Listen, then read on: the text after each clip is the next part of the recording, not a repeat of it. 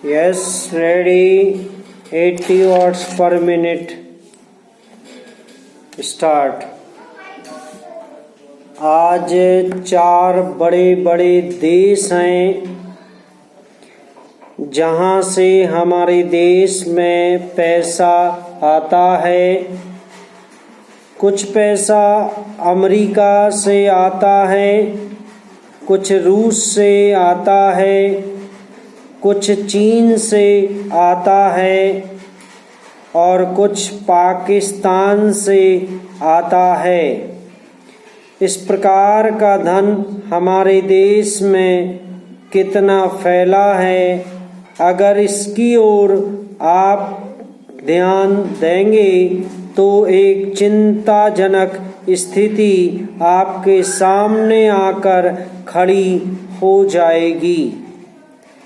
अगर इसी तरह से चलता रहा तो हो सकता है कि एक दिन हमारे देश की सुरक्षा, प्रजातंत्र की सुरक्षा खतरे में पड़ जाएगी। पैरा विदेशी सेना हमारे देश पर आक्रमण न कर सके, इस बात की चिंता तो हमारी सरकार करती है, लेकिन विदेशी धन की कोई चिंता यह सरकार नहीं कर रही है।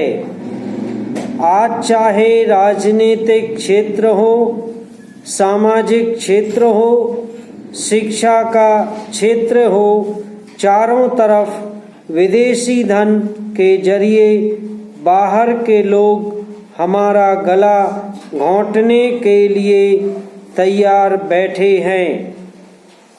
आप बड़े बड़े शहरों में जाएं तो पता चलेगा। पैरा अध्यक्ष महोदय, पैसा देकर लोगों को जासूस बनाया जा रहा है। सीमा क्षेत्र में जाएं या पिछड़े क्षेत्रों में जाएं, चारों तरफ विदेशी पैसे के बल पर हमारे देश के साथ खिलवाड़ हो रहा है। इतना ही नहीं, विश्वविद्यालयों में जाएं तो वहाँ भी यही खेल खेला जा रहा है। गिरजाघरों में, कामा मंदिरों में, मस्जिदों में विदेशी पैसे के बल पर अपना प्रभाव जमाने की कोशिश हो रही है। यह समस्या किसी एक पार्टी की नहीं है, यह राष्ट्र की समस्या है। आज सदन में वित्त मंत्रालय की मांगों पर बहस हो रही है। सरकार के हर विभाग का वित्त मंत्रालय से संबंध होता है।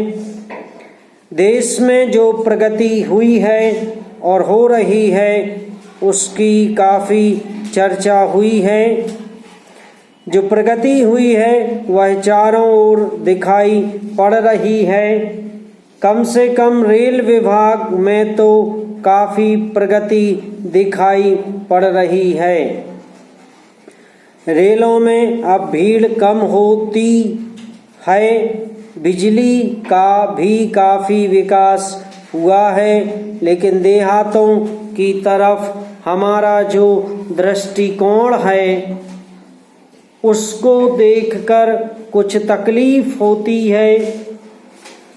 अभी जो जनगणना हुई है उसको देखने से मालूम होता है कि शहरों की जनसंख्या अधिक बढ़ी है। आज देहातों में लोग शहरों की तरफ आ रहे हैं। हमारे राष्ट्रपिता ने कहा था कि लोग देहातों में बसें, देहातों